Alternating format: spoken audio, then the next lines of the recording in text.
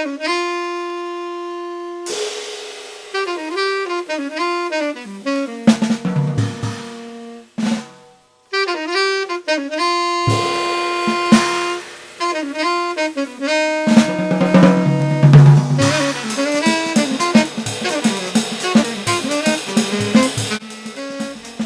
thanks for joining me today.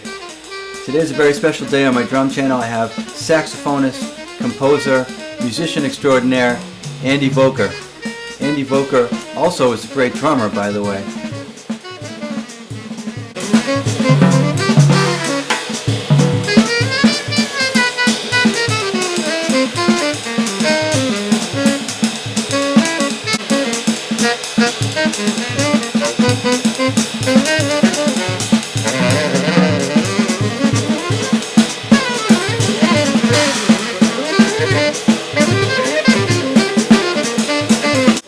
Hey Andy, thanks for being here today. I really appreciate you taking the time out of your schedule to come over and do a little playing in this interview.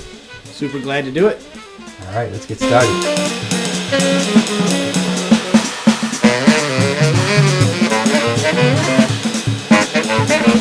When did you start playing saxophone? I started playing saxophone when I was 10, which is like in America, that's like 4th grade. And, just B, C, D, basic, you don't play jazz until you're much older. I played in middle school band, high school band, did the marching band thing, and then got into the stage band, which we now call a jazz big band, and got into it that way. And I also had a lot of family who were into music. I had an uncle-in-law who was a drummer, and so I was exposed to a lot of that stuff that way. Like I said, I was around a good amount of music, and all that sort of thing. I didn't take lessons or anything until I went to college. So I was self-taught to an extent, and then started studying privately at Berklee College of Music, as you do. Mm-hmm.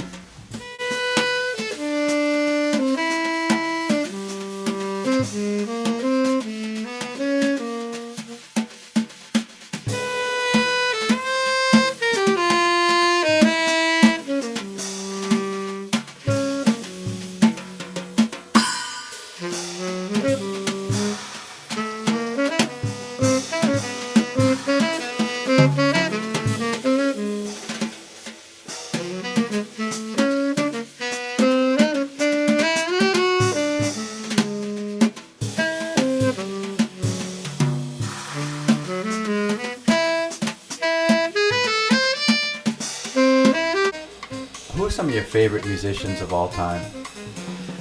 Well, Charlie Parker, John Coltrane, Wayne Shorter, Joe Henderson, Sonny Stitt, Sonny Rollins, can't forget about Sonny Rollins. Of course, this is a hard subject because then once you start answering that question, then, well, you forgot about, right. What about, like give you an example, Eddie Lockjaw Davis, who people don't think about. But Eddie Lockjaw Davis is great, Johnny Griffin, did I say Wayne Shorter, Pharoah Sanders, Archie Shepp, Albert Eiler. I got into a lot of free music, so I don't just listen to bebop guys. I mean, I'm hip to some of the freer music as well, and so that's another way, as an artist to find new sounds to listen to, so that you can find new sounds within yourself, is to kind of branch out of those comfort zones. And I'm not an expert on that, but I like some guys, Marion Brown. Cecil Taylor records with Sam Rivers, and what's that guy's name? The alto player. I'll get back to you on that. You can YouTube it. But yeah, I mean, all the classic alto players, Cannibal Adderley, Gary Bartz, big Gary Bartz fan. He's a guy I saw live, and it blew my mind because I was an alto player. I didn't start playing tenor until later.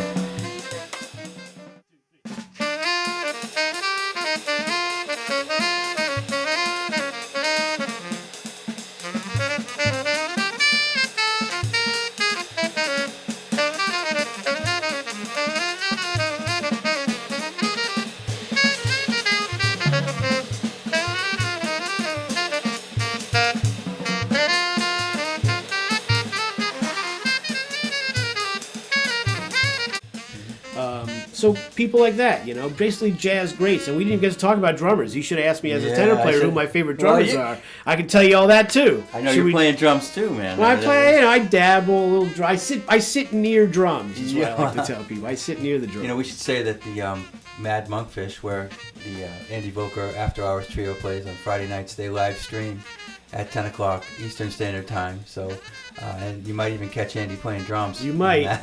You might. I was going to ask you too. What about Paul? Speaking of alto players, what about Paul Desmond? Yeah, I love Paul, man. Paul's a great alto man, and he's a good swing feel, you know. Kind of the cool school. Like we kind of divide. We shouldn't divide anything. We should all be one, and we should all be together. Right. No, I hear you. Peace on earth. Yeah. But that's more the cool school, like him and Bud Shank, and Lee Konitz. You know, a little quieter sound, a little mellower. But yeah, I mean, if you play alto at all, you got to check out Paul Desmond. Right. The tone alone, that guy is such a beautiful dude. Yeah, that's really happening stuff.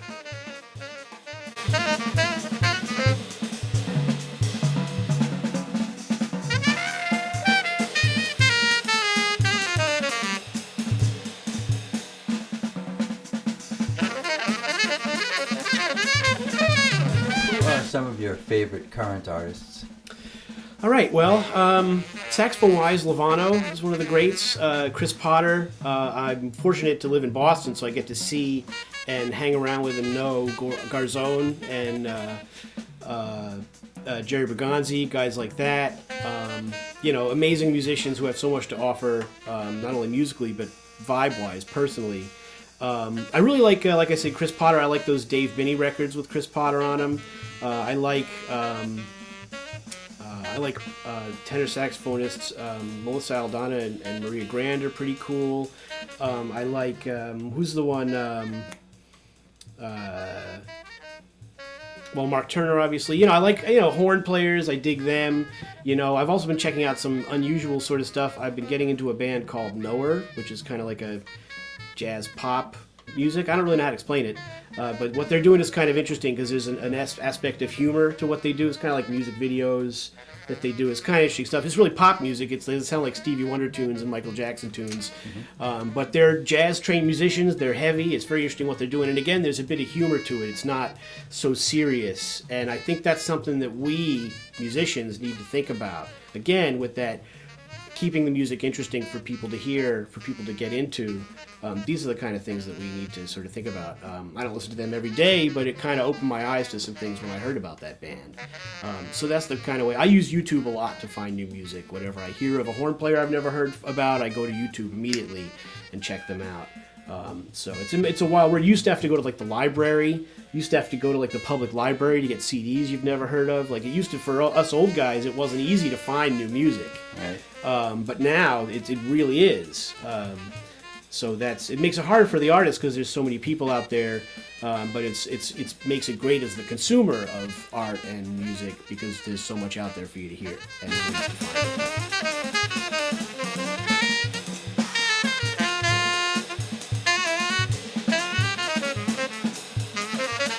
There are a lot of young musicians out there coming up, and even musicians my age and older. I have my own. I can give you my own take on this, but I want to hear your take. What are some of the challenges facing musicians today? Well, obviously, listenership. It's really challenging to get people to listen to music now, and we are so inundated with content, whether it be internet, mostly internet, YouTube and Instagram and all the things that everybody's involved in, that it's really a wash, that there's so much going on. It's hard to get people to see you and be aware of you, let alone listen to your music. So you got to be super creative.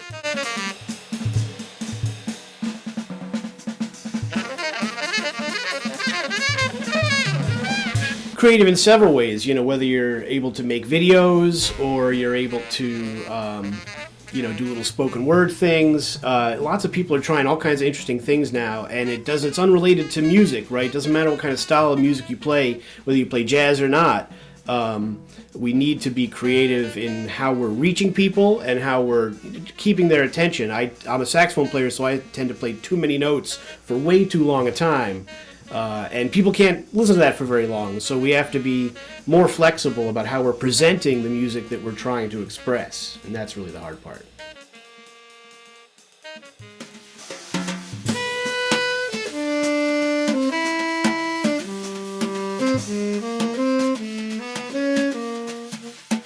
What are some of the projects you're involved with now? Well, I have a currently running trio, the Andy Voelker Trio, AV Trio. I do a few regular gigs, the Monkfish Session in Cambridge here, and a jazz brunch in Brookline. I have an original music band called Clear Audience. We're on the various medias. We do original jazz stuff, and not even jazz. It's kind of opening up, and we try to do different types of things. Everybody in the band writes, so it's a good variety of compositional styles, that kind of thing. And we just try to have fun and good time music. Try to have fun, get some energy going. Because I think I certainly find that the more of yourself you put in, the more energy the music has. That adds to a uniqueness, and people are more likely to be interested in it and connect to it. And so those are some of the projects I have going on. I have a few other things too that I'm working on. One of the things that's interesting is technology. Things you can do with an iPad now that are pretty mind-blowing. For guys like myself and Mr. Langone over here, we had like a speak and spell was the most powerful thing we had. We had a light bright. I used to make beats on Etch-a-Sketch. That's right. Light bright man was my jam. But now I'm messing around with GarageBand, and you can literally on a touchscreen you can play like Hammond organ. You can even turn the Leslie on and off. It's mind blowing. So I'm kind of enjoying fooling around with that stuff and buying a few pedals. I'm kind of, as you might hear, I'm kind of a jazz, like a hard bop, modern avant-garde jazz guy. So I've stayed away from technology, and that's done me a bit of a disservice. So now I'm trying to open up to these kind of things a little bit, not for any other reason than to learn, and you should keep learning. You should always be trying new things. I tend to be a little complacent in that department.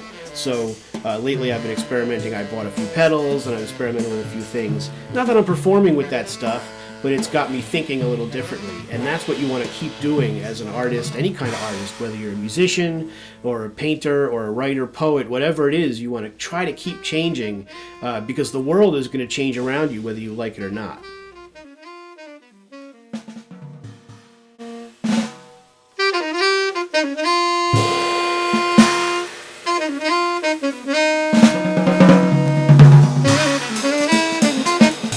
What would be your advice to musicians who are just starting out?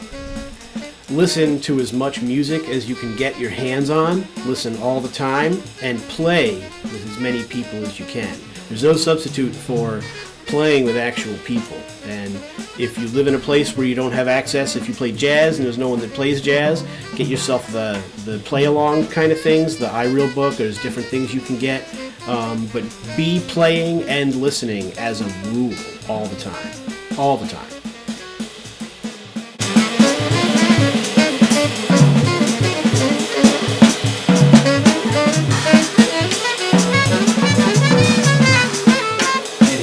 Much for coming over today, man, and playing and doing this interview. I really, really appreciate it. It's always a pleasure playing and hanging with you. Yeah, man, pleasure's mine. It was great, a lot of fun. Nice, and it's always fun working with the gear, getting the mics right, getting everything right. So I always have fun doing it. We should do it again. Yeah, man, we will. Thank you. And next time I'll ask the questions. Oh, hey, all right. See you next time. All right. All right.